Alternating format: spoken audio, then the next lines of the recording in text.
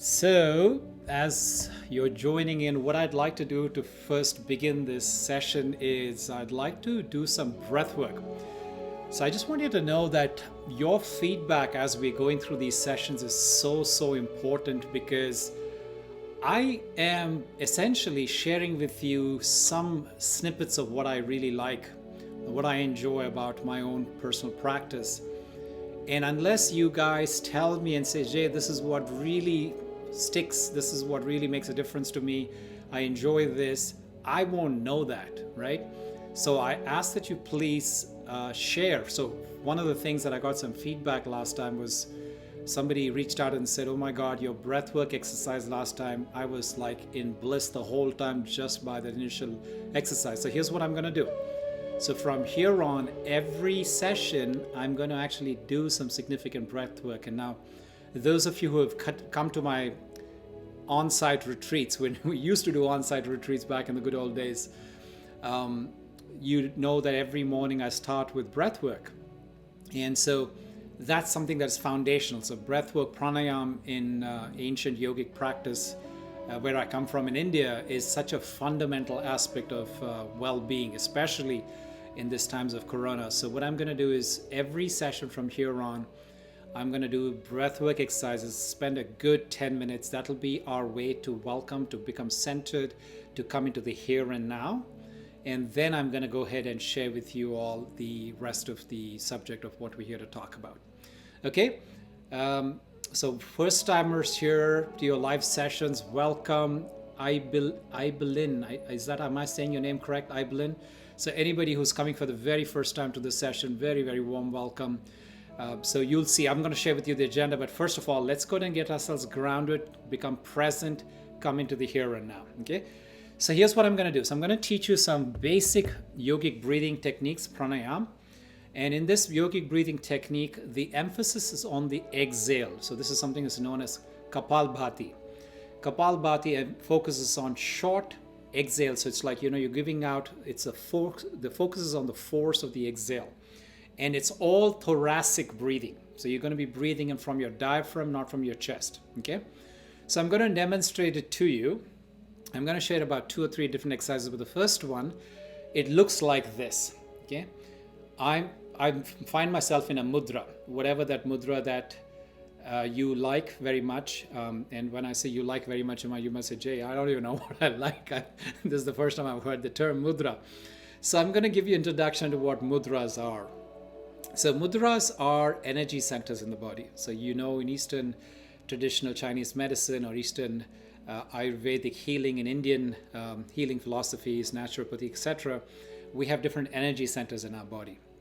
So one of the energy centers is the thumb, which is the fire center. Okay, so the tip of your finger, tip of your thumb is a fire center. Now you may choose to give this fire to any other part of the body, any other element in the body. So the body is made up of 5 elements. Okay, fire, water, earth, sky or spaciousness, and air. Okay. Now, you may choose to give the fire to any one of the other elements where you feel the need for more of. Because, where you send energy, it grows. Okay? Where attention goes, energy flows. Where energy flows, it grows. So, where are we going to give energy today? You decide. You decide, Jay, I need more spaciousness. I need more openness. I feel too grounded, too earthy, too stuck. Or I may need more fluidity, more water, I need to give fire to water, energy to water. Or I might need more earthiness. I might feel like, I'm so spaced out, I'm so kind of drifting. I feel like need to be grounded. Okay, so I'm going to teach you what is going to be the way in which that you can energize each of these energy centers, right? These elements.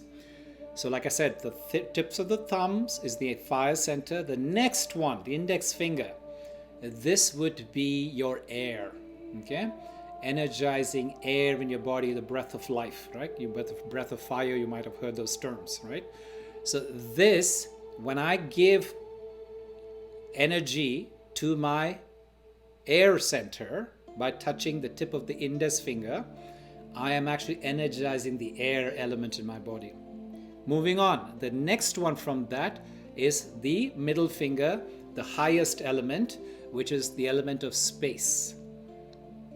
The next one, the opposite of the element of space, which is the exact opposite, ground, earth, is the third element, the element of earth. And the fourth element is water. Okay, so I repeat it: fire, wind, sky, earth, water. Clear? So you can choose to give energy to any of these elements that you choose. Now, what if you may want to do more than one element? So very simple. Then go ahead and put those two fingers, whatever those two elements are. You're welcome to do that. Okay. Then the other scenario is that you says, wait, Jay, I've got too much fire in my air or in my earth or whatever it is. Then what do? Then you do the opposite. So you give, instead of the tips of the fingers, you go to the root of fire. So you take that element that you have too much energy from and feed it back into the fire. Claro? All clear? Perfect? Okay. Now, there may be some of you who are so new to this practice that you may be asking, Jay, I have no clue which element I need to be giving more energy to. In that case, by default, just as a rule of thumb, I ask that you give energy to your air. Okay? Air or breath is a very fundamental part of our human existence. No air, no life. Okay? As much as the first moment when we are born, we breathe, the last moment when you leave this body, the breath stops. For this entirety, breath is what is sustaining us. So just use this as your default if you don't have any other preference. This is called, by the way, Vayu Mudra. Okay? This is where I'm energizing the air in my body. So go ahead, drop these fingers down to your on your palms, on your laps, and go ahead and keep your palms facing upwards. And you're welcome to go ahead and close your eyes. Before you close your eyes, just watch me as I'm going to go demonstrate to you what is Kapalbhati. Kapalbhati is the rest of my body is absolutely still. I'm just using my diaphragm to exhale. The focus, like I said, is on the exhale. The body knows how to receive. If you know how to give, the universe will show you how to get. You don't need to worry about it. Okay, so here's how it looks.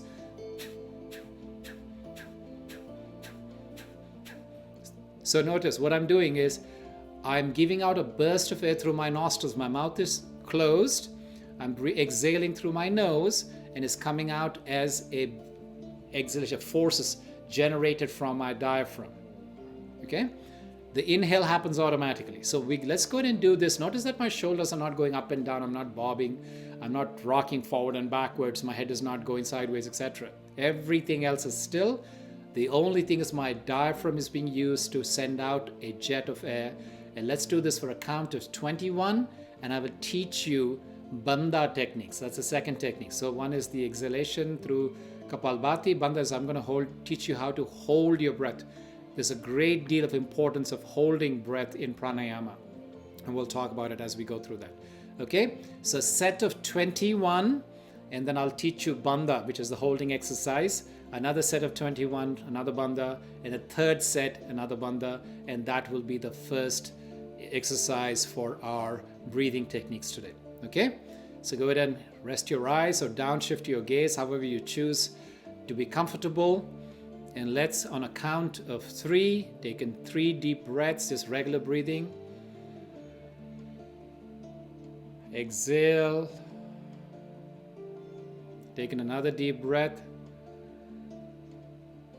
Exhale. And third breath. 3/4 and exhale and start. 21.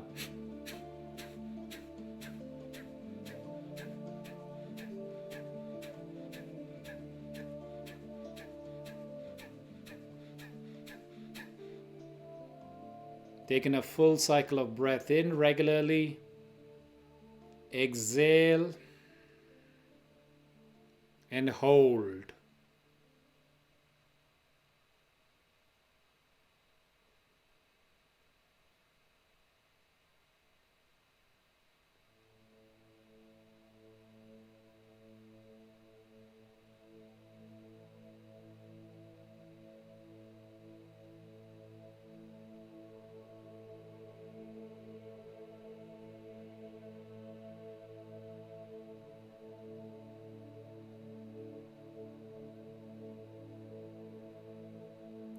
and inhale. Filling in your lungs completely. 3/4 of an exhale. And let's start our second set of 21.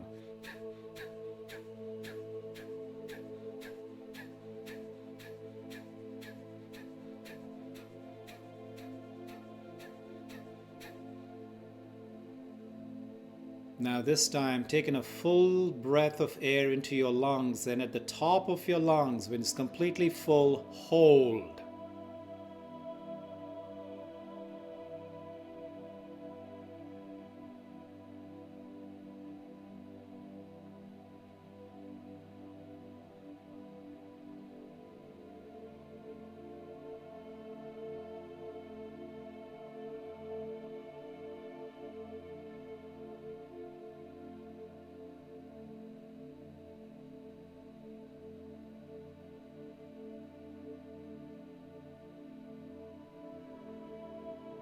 And exhale. A full cycle of breath in.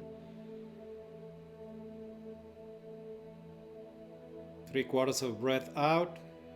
And third set, let's begin.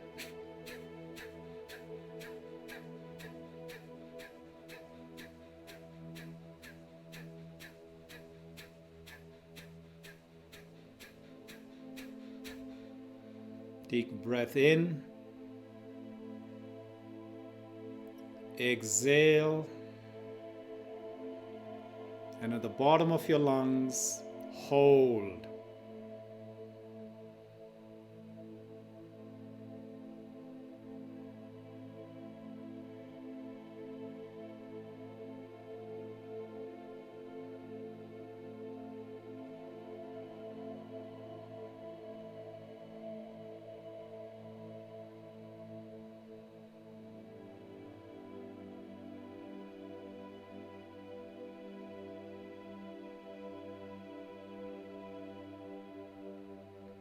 And inhale.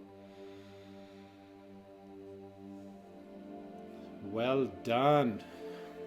So I'm seeing some comments. I can't hold my breath that long, and that's completely fine. Please just do what feels comfortable. As we go through from week after week, I'm going to teach you gradually how to increase your ability to control. So just so you know, that breathing exercise where you hold is a very important aspect of that transition from the physical into the mental, right? So think about it. Breath is that beautiful medium that sits between the body and the mind. So as we control the breath, we begin to control the mind, and as we control the mind, the body becomes relaxed and slow. So an easy thing to do is the mind is such a hard thing for us to be able to get into our complete grip, for us to be able to rein it in, for us to be able to have any sort of control on it. But the real backdoor way that our ancient yogis, the sages and saints have found is that when you control the diaphragm, so that's why I keep insisting, it's diaphragmic breathing. Okay? When I control my diaphragm, which I have complete control over, I have an influence on the mind and I'm able to slowly rein it in, slowly calm it down, slowly bring it into being here and now.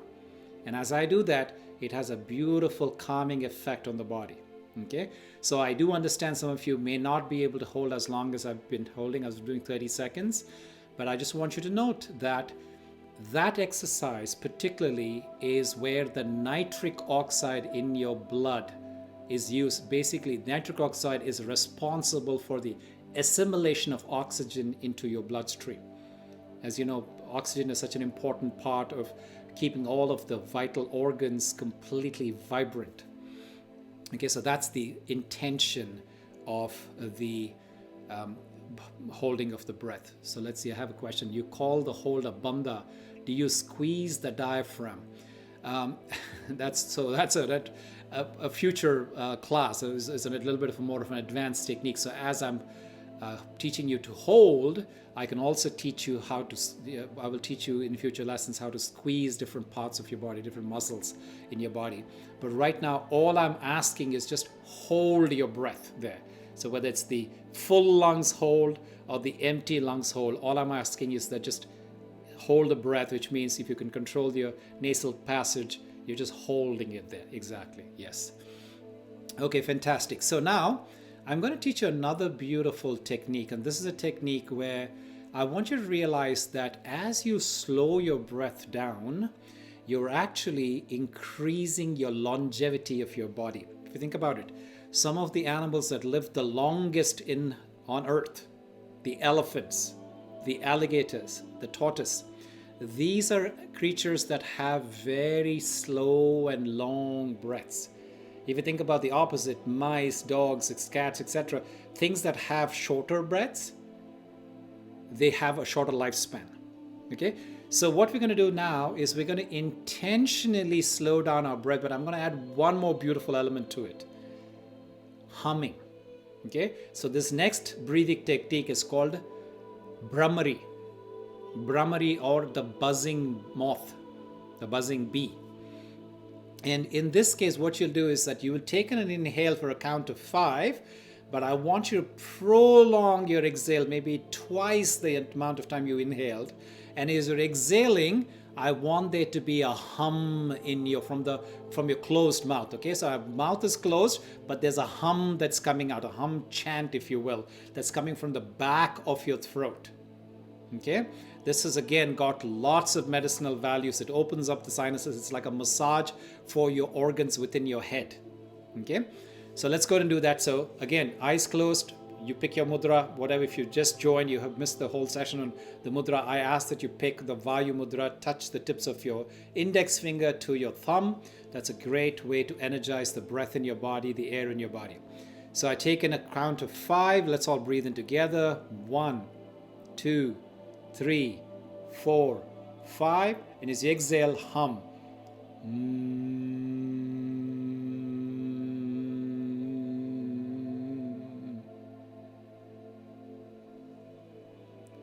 Breathe in for a count of 4, 3, 2, 1, 0. And exhale with a hum.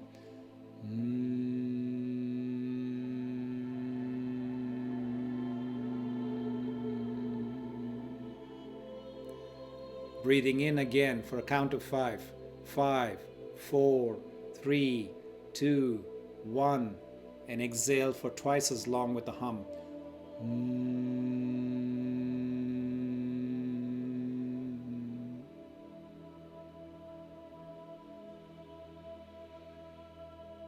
And just continue the regular breathing. Make it even breaths. 5 count for inhale and 5 count for exhale.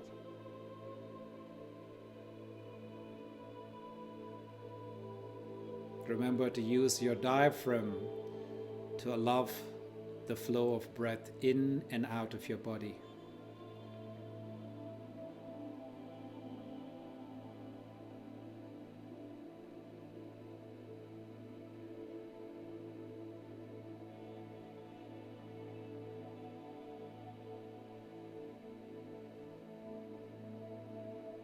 And as you're doing this, notice how you feel in your body right now.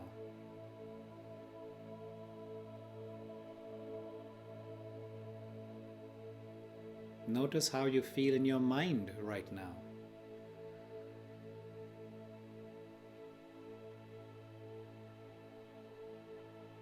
Notice the pace of your thoughts, the ease of your breath, and the softness of your body. And this was just maybe 5 or 10 minutes that as we just arrived, there's been a significant change already. And we are just about getting started here. So can't be greater value for your time and your energy and your attention. So let's see, I've got a question here. How do you make sure that the technique is right for diaphragmic breathing? Any pointers, please? So Shruti, so as I mentioned earlier, as I'm breathing, I'm noticing the rise and collapse of the abdomen. Nothing else in my body is moving, shifting, changing, bending, etc. Right? If I'm doing so, these three techniques, I mean, there will be other techniques I'm going to teach you in the next few weeks, where there will be some other body bending associated with the different breath work. But for what the three things I taught you today, Kapalbhati, the Bandha, and the Brahmari, there is nothing else that's moving except the rise and the collapse of my abdomen. Now that's very important. Like a lot of times when people say breathe in, you'll take a full chest, you'll load up your lungs, but that's not what I'm saying. I'm asking you breathe in from your abdomen. So if you're doing this right, you will notice the rise and collapse of just the abdomen. The abdomen falls towards the spine and goes away into the spaciousness outside, right? Outside in. That's the only thing I'm doing. So if I'm doing it right, that's all I should be noticing, okay? Hopefully that answers your question. So folks, those of you who've just joined, very warm welcome. My name is Jay Chodagam. I'm based in San Francisco. I've been a meditation practitioner for 20 years. I lived like a monk for 18. In the last 2 years, I've come out of the monastery, and I call it coming down from the mountain into the main street. And so here I am on Insight Timer for the last couple of years, and we've just started during the pandemic. I've been teaching these classes live on Zoom, YouTube Live, and now when Insight Timer started their live sessions, I've been doing this for the last, 3-4 months or so. And I'm just very, very happy to be here, exposed to all of you wonderful souls. I call this my soul tribe. And if you're here for the very first time, welcome to the soul tribe. Wherever you're joining from around the world, this beautiful thing about technology is despite of all of our disconnection that has happened because of the pandemic, social distancing, etc., technology has been such a blessing. Despite all of its other repercussions, it's one thing it has brought me into your living room, brought you into my living room, and we're all staying connected and being able to exchange the gifts that we each have. And so that way we're able to stay healthy, stay connected, and stay positive as we go through this, in the last phase of the pandemic. But I want you to understand that some of the things that you're going to be learning here today, regardless of pandemic or not, regardless of that virus that's attacking the lungs, these are fundamentals to your well-being. Okay, so I want you to please take note of everything that we're going to be learning today, and I want you to please slowly start becoming part of your daily routine. Okay, so this should become the norm, right? Pandemic, if anything, has taught us to slow down. It's taught us that we have been running around far too long. We've been burning ourselves, and the result of which is we're burning not just our brains and our bodies, but we are burning Mother Nature as we're going through this process of incessant consumption. And that consumption is really a reflection of our wanting to be fulfilled.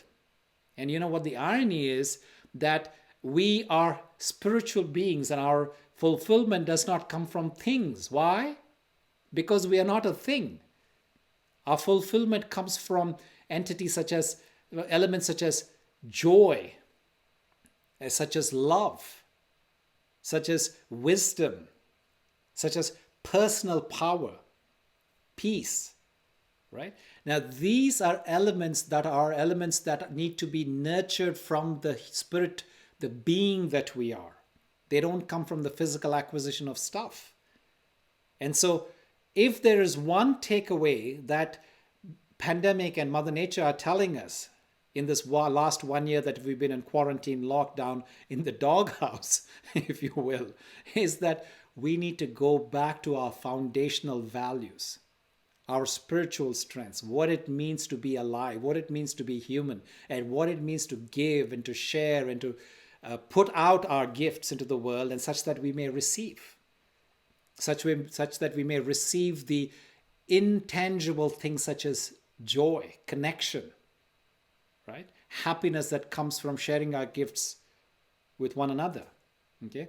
And so when I talked about this last week, I mentioned that especially if you're in the business of social service, it is very important that as much as we focus on the giving, we need to remember to take time to nurture ourselves, to receive, to fulfill, to fill our teacup. That's the analogy I like to use. You can only pour what's in your teacup.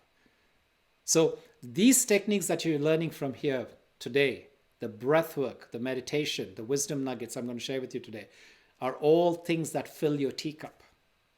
Okay? So please make note of these things. It's important. It's important not just to be here when Jay is talking or whenever you're in some other session, but just to make these the norms. Build this into your routine. Make this part of your schedule, just like 3 meals a day or how many ever meals that you eat, right? This is food for the soul, right? We have been taught by all of the traditions, whether it's, through our parents, through our school system, through our community, we know how to take care of the body. But what oftentimes gets neglected is how do we tend to the spirit, the being that animates this body. Right? So those are the things that we're going to learn here today. So we started with some breath work. And today I'm going to talk about my new course that has just been released, Freedom in Forgiveness. So I'm going to share with you 3 tips that I talk about. I talk about 10 different steps towards forgiveness, but I'm going to talk about 3 things specifically today. And then I'm going to go into a practice. We're going to do a nice long practice, and then I'm going to open it for some Q&A where I want you to ask any questions. So I understand the chat is open. You're welcome to ask questions anytime, but note that I'm not paying attention to that. So even if you think you've asked a question during while I'm talking or I'm guiding the meditation, I want you to please repost the question when I open it for Q&A. That way it comes up, easy for me to see it, and then I can address your question. All right. With that said, let me go ahead and talk about the things about forgiveness. So forgiveness, I want to start off by putting this in the context of a story. One day, a businessman, a wealthy businessman in a village where the Buddha had been sermoning, had come to the Buddha, and he came with great amount of anger, great amount of resentment. He comes to the Buddha, walks straight up into the gathering, up to the Buddha, and spits on his face. And he yells at him. He says, "You have led my children astray. Instead of them going and studying or helping me in my business or doing something useful with their life, what they're doing is coming here into your gathering, closing their eyes and sitting still, doing nothing." And he's like mad at the Buddha, and the Buddha looks at him very calmly, wipes his face, and smiles. Now this guy is baffled with that response. He doesn't know what to do because the guy has done something so vengeful, and yet Buddha has no reaction. Now, not knowing what to do, he scoffs and he turns around and walks away. Now, that night when he's sleeping, he is not able to comprehend what he had witnessed today. He's tossing and turning in his bed, and he's really, not able to reconcile his action to the response.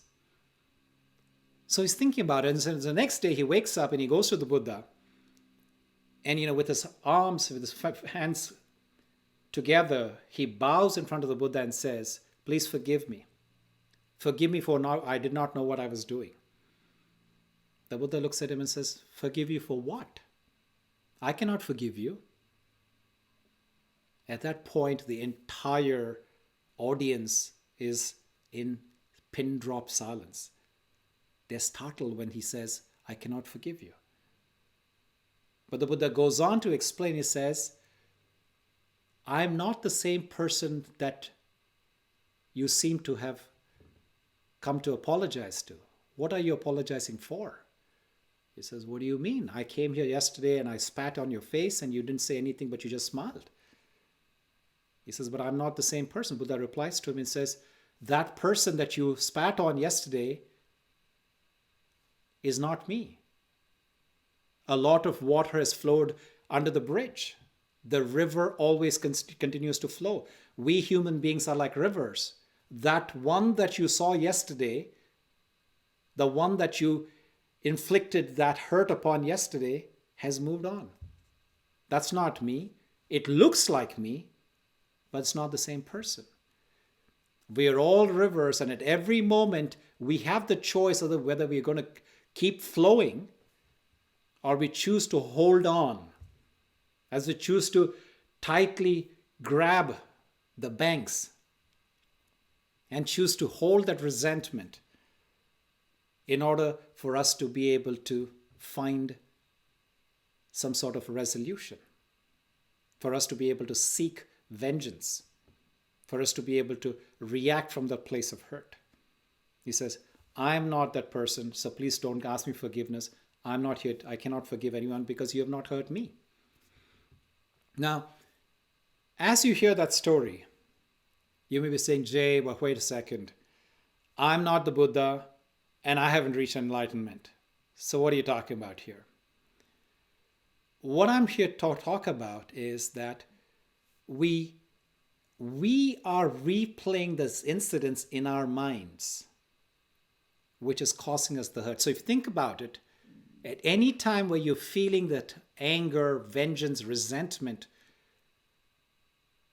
what is actually triggering that resentment, that anger, that vengeance, is not the actual episode, but it's you reenacting, replaying that episode over and over again in your mind and grasping it, which is the source of your hurt, which is the source of your current suffering. And yes, I do understand not everybody has the same capacity for us to let go like the Buddha said.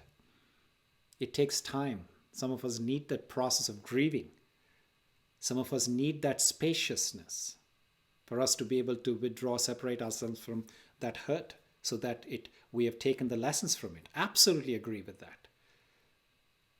But do not seek for resolution to come from the other person. Now, what I'm saying here, let's just be very clear. I'm not saying letting that person who's offended you off the hook. What I'm saying is separating your healing process from the actions of the other person. Now, if the healing process and the actions of the correction, the change, the repentance, the reconciliation, all of that can happen together, but most times it does not. Your journey of healing is in your control, and your control is to start your healing process right here, right now, or at any time that you find convenient, that you find it's necessary. You probably need that kind of spaciousness. But expecting the other person to be the catalyst in you going through your healing journey is a fallacy. You cannot expect that. You need to decouple these two things.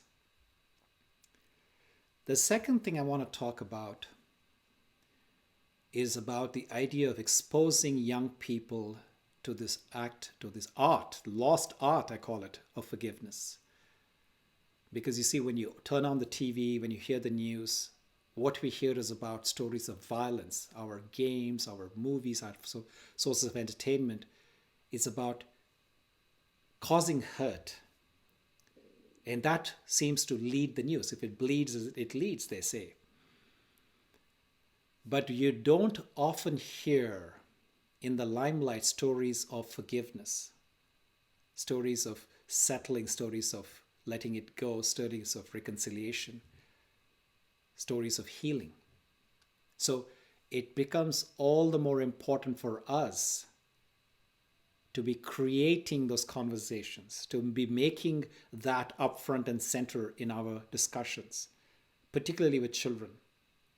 Because if they're not being taught that, where else are they going to come from? Where is that wisdom going to come from? Just like math and science and economics and physics and all of that is necessary for the financial stability of the human being, forgiveness helps the human being be more emotionally stable, be a compassionate person, be capable of being a thriving part of the human community, the system that makes life human.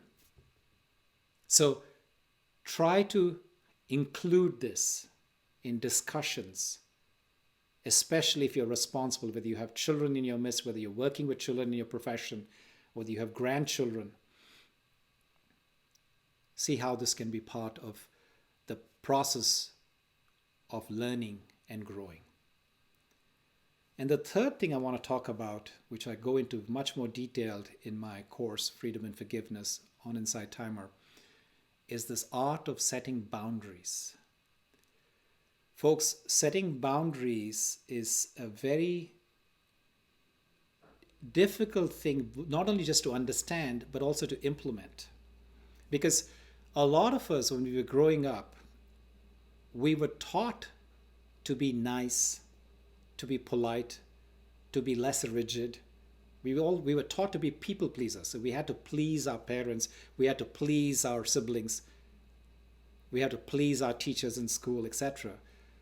So in the process of pleasing, there is a subconscious association that perhaps creating something that I term as boundaries that are important for me perhaps makes me very unpleasant, makes me feel rigid, makes me feel harsh to the other person, unkind perhaps. And so it is important to realize that as you have been subtly avoiding your need to make your boundaries clear, what your rights are, how you need to be treated, that your needs are important as well, you have let the people around you feel that they are the center of the conversation, that they are the most important thing here, that your rights and your needs are less important. And sometimes it may not even be in the minds of the other person. Sometimes that is subconsciously sitting in our intellects and says, oh my God, how can I become center stage?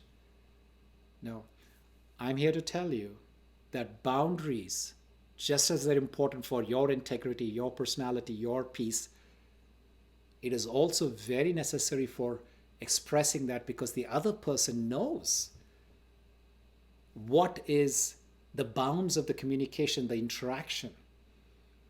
It'll help them to be able to set their context and how they wish to interact with you if you make it known. So just as it is important to you, you will notice that when you make it clear to yourself, first step, become clear to yourself as to what is important for me.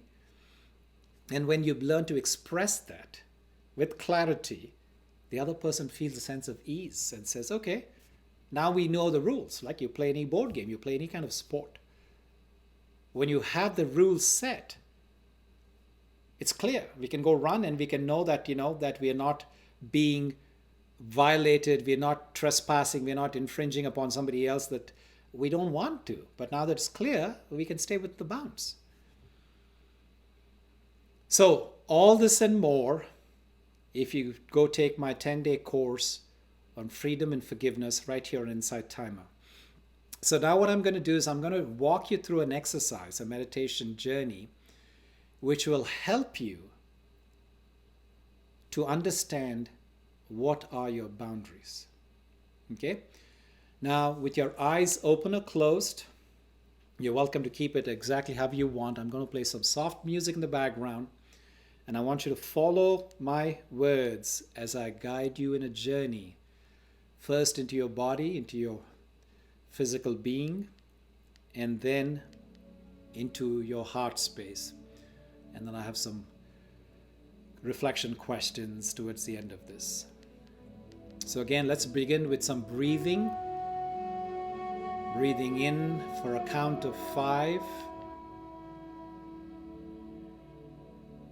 And exhaling for a count of 5.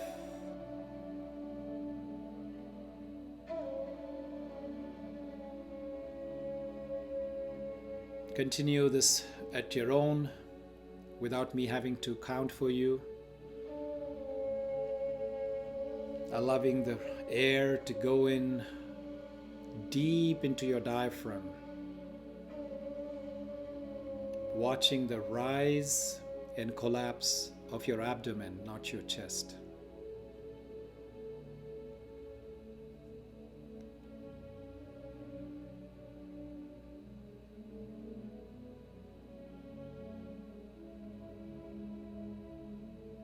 As you're breathing in nice and deep like this, notice the sensations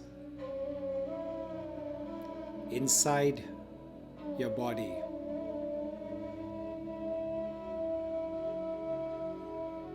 Allowing your attention going from the top of the head down through the core channel of your body,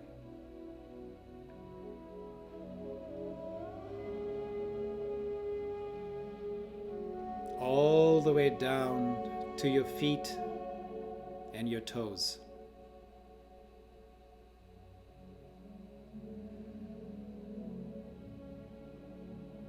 I want you to pay attention to the sensations that you're feeling right now in the tips of your toes.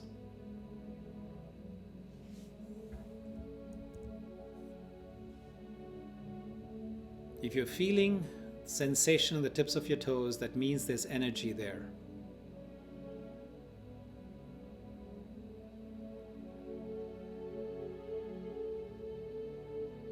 And allowing this attention now to gradually go through the bottom of your feet, the soles, feeling the sensations there as you do so, and towards the heels.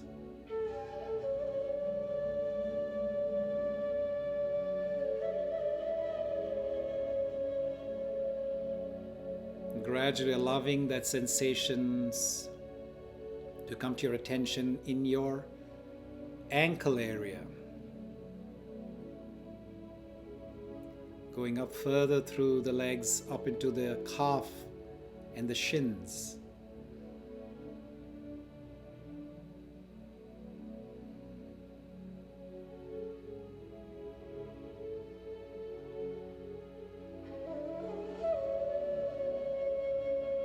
And then going to the knees, feeling your knees right now.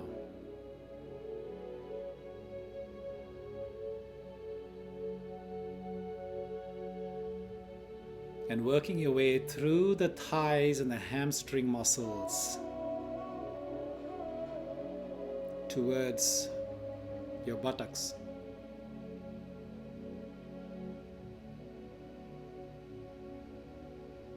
Noticing the points of contact your buttocks are making with the bed or the seat where you're resting right now.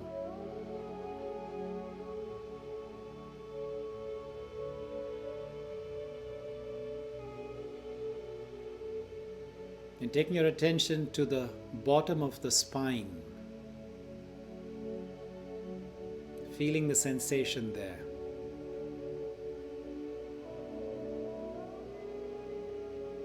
And gradually allowing that attention to go up through the spine into the region of the abdomen.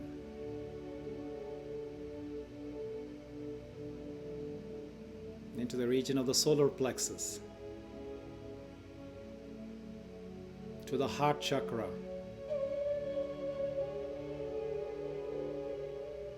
Up into your throat region.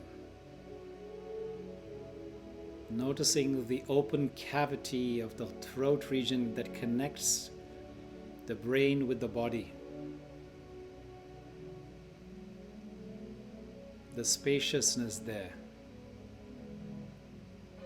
And any sensations that you might be feeling in this throat area.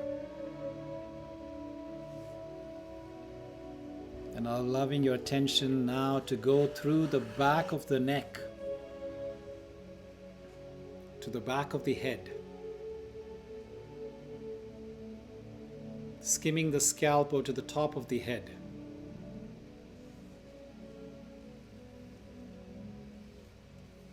to your forehead in the front,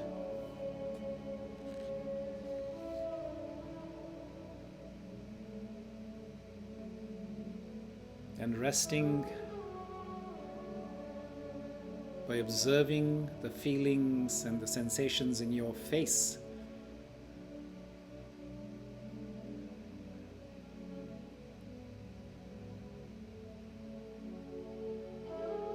All the way down to the chin.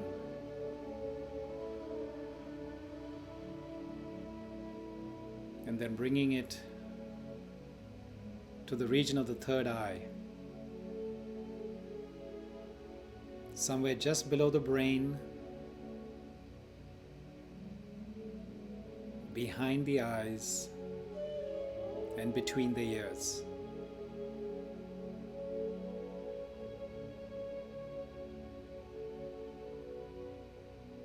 And at this point, noticing the sensation in your entire body as one being, as one field of consciousness.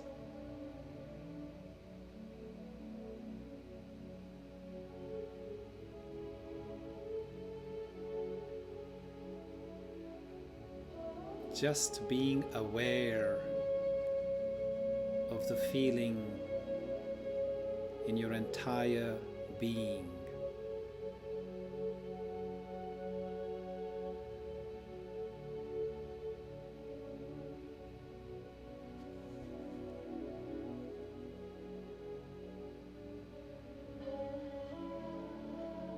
From this place of being centered, calm, and silent, I want you to think of a person or people who you hold a grudge against and have been finding it hard to forgive.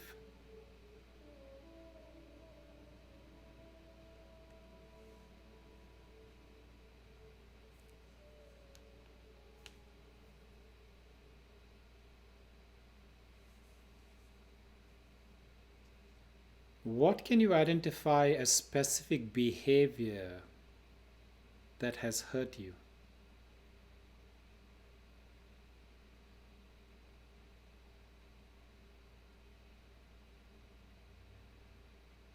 Lead with how you feel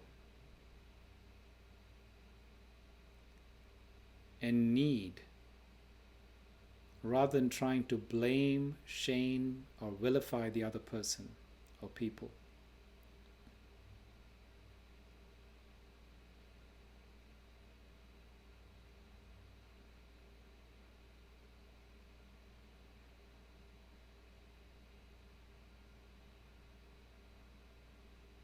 How did their behavior make you feel?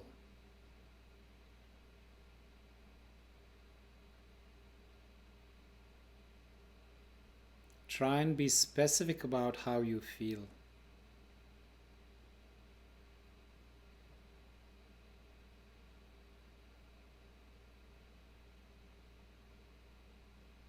How long have you felt like this?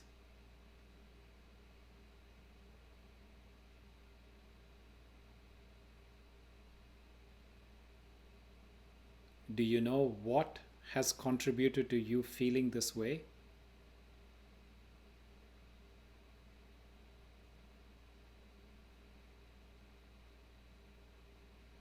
You don't need to go into the details, but it can be helpful to reflect on times when you feel more vulnerable than other times.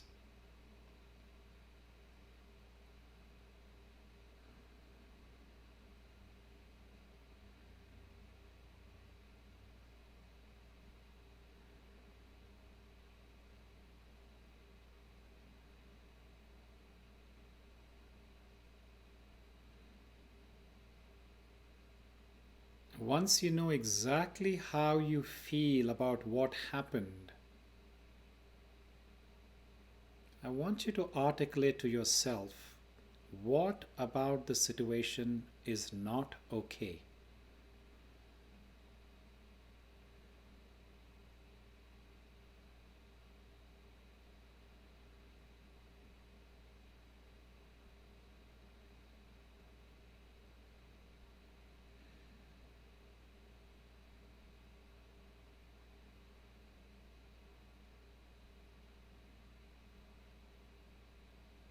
Now I want you to go ahead and write this down. And when you feel you're ready and when the time is opportune, I want you to even share this with somebody who you trust.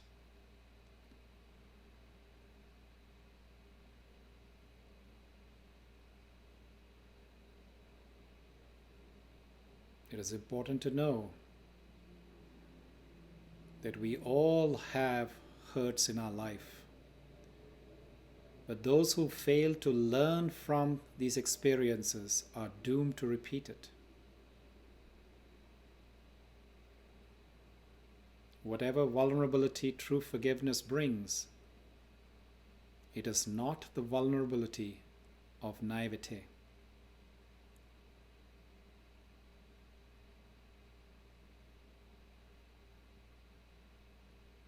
I have lived and learned.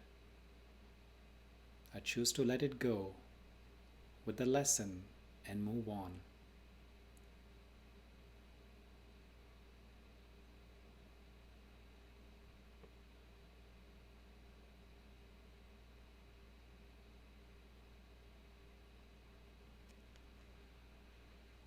And when you're ready,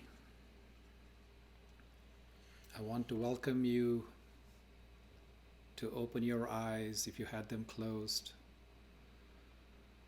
at your own pace. Come back into the circle.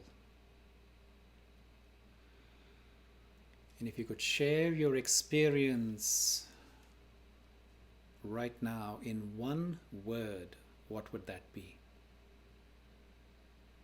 And I ask that you please type that word out in the chat window so I would know.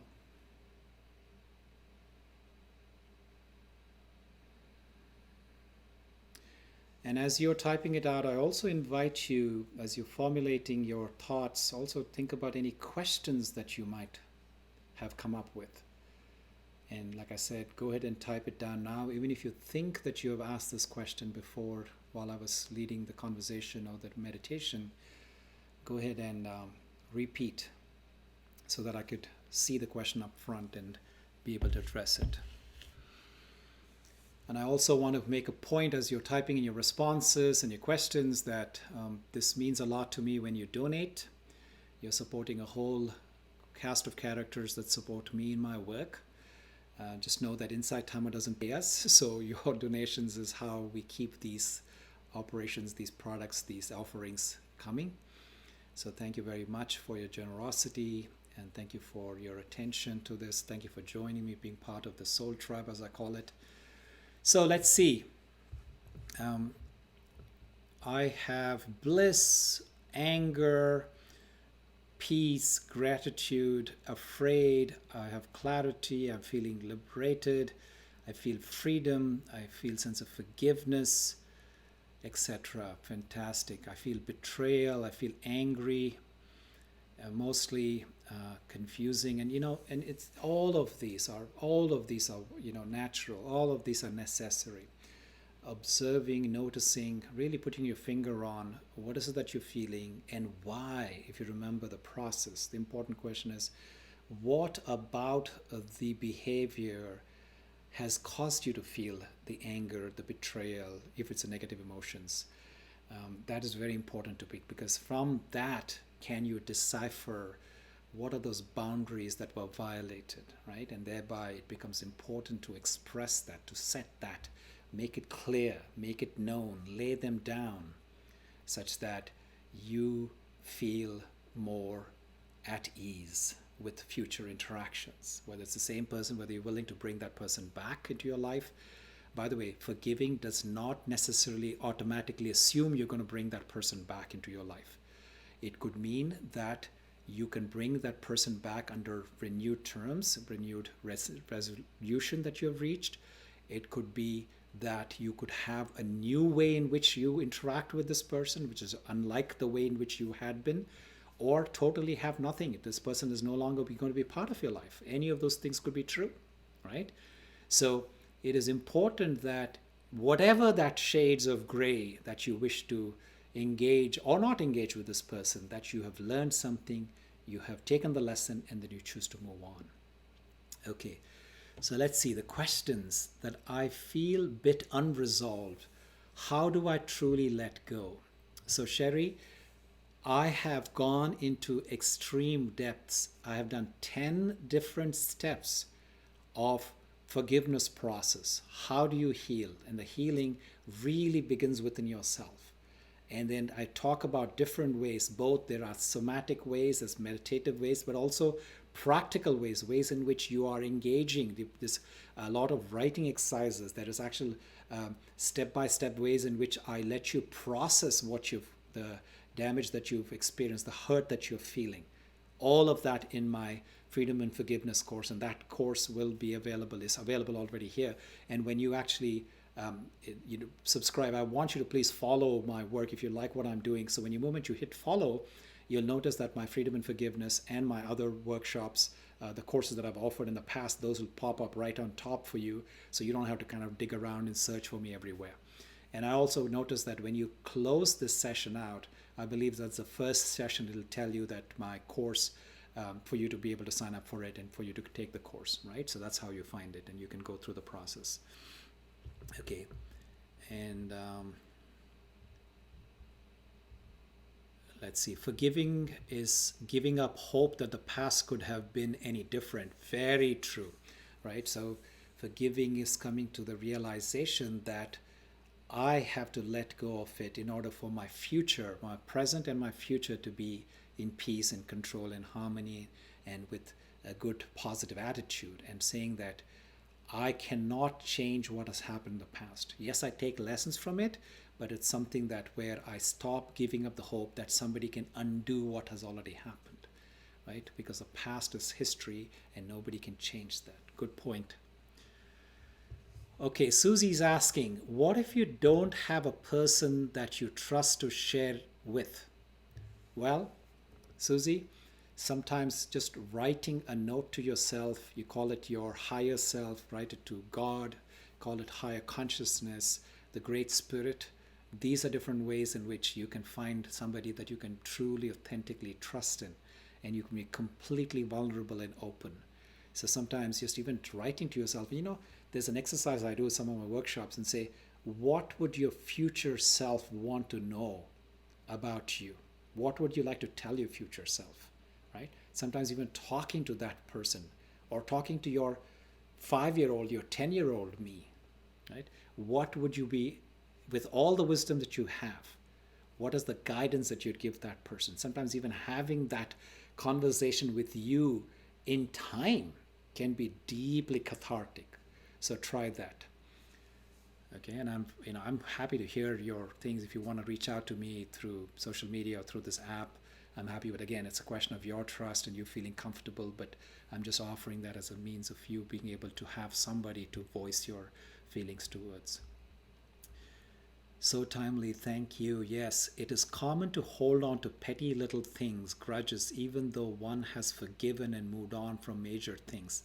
Yes, and Evelyn, it is sometimes, it's an aspect of recognizing these things, right? Sometimes these subtle hurts, these grudges, this resentment are so sitting deeply in your subconscious that it's been a long time since you revisited them, since you actually revisit them from the sense of learning, healing, letting go. Because you haven't actually done that healing process, they're sitting there festering, even small it may be, but still, it's still inconvenience, unpleasantness. It's that little wounds, the little scabs that are sitting there in your subconscious mind that bother you, that you don't have that sense of being at ease. So sometimes it's about recognizing, going through the process as I described, and seeing them, learning, forgiving, letting go, and moving on. That is a process we may have avoided for so long because it's unpleasant. It takes work. It takes a certain amount of being comfortable with yourself, confident that you can overcome that and let it go and be forgone. The past is past and you can move on from that. Right? So always, there's a human tendency to be pursuing pleasure and avoiding pain. Right? This is one of the fundamental traits of human beings that you learn in psychology. We pursue pleasure, avoid pain. So in that process, we may have avoided this subtly uncomfortable process, but which is so necessary for us to be actually living happily and in harmony and at peace, living with integrity, because sometimes that past shapes our reactions, our interaction with people. So we cannot be completely present and be completely in the best of our spirits if we haven't tended to those old wounds. So yes, it's necessary work, folks. So to go through the course, hit me up with any questions. I'm happy to be able to help you to dig deeper into any one chapter that you want to be handheld and taken deeper into that. And I'm happy to clarify things. And if you want me to talk a little bit more about certain things, I'm very happy to do all of that for you. So let's see. This is going to be my last question, and then we'll call it a night for me, day for you, for perhaps. But what can be difficult is when there is unfairness that has an impact on you. That has a daily impact? What tools are useful? Okay, that's a great question, V. It is about knowing your boundaries, as we talked about today in today's meditation exercise. I helped you to enter into the process. I cannot, say that I've taken you through the entire process, but at least I've given you the tool of learning how to know where your boundaries have been infringed upon, and thereby where do you need to set those boundaries. So be able to have clarity on what those things that were what you experience as violations. And so having the fortitude and the confidence and knowing that it's important for you to express those boundaries is where your fairness even begins to happen, begins to be embarked upon. Because if you haven't told what is that you consider to be fair or what is unfair as a result of you putting those boundaries down, the other has not perceived it that way. The other thinks it's okay. The other justifies. They've moved on. They're probably living happily. They haven't even registered this as an annoyance, let alone be a deep hurt. So the process begins with your clarity, and then the second step is expressing them. And then the third step is actually holding true, enforcing them, and saying, you know what, I am not willing to be negotiable. These are things that are non-negotiables. Okay? So that's where the process begins. So I ask that you please take full benefit of all of the resources. I hope to see you taking the course, and I want to see your comments as you're going through the course. I can learn and I can help you, and we can learn and grow together. Once again, thank you for your conversations, your comments, your feedback. Like I said, I always look forward to hearing what works for you and what's important to you. That'll help me to shape my future conversations here, these different workshops that I offer on this Wednesday night. I'm also considering doing a weekend morning. So I'm considering doing a Sunday morning, just a meditation, just a 30 minutes meditation here on Insight Timers. Again, if you hit the subscribe button, if you follow me on this app, then you will get all of those notifications automatically, and then you don't have to keep searching for me and wonder, when I'm talking, etc. With that said, folks, I want you to stay strong, be happy, be healthy. Until I see you again, same time, same place next week, be well.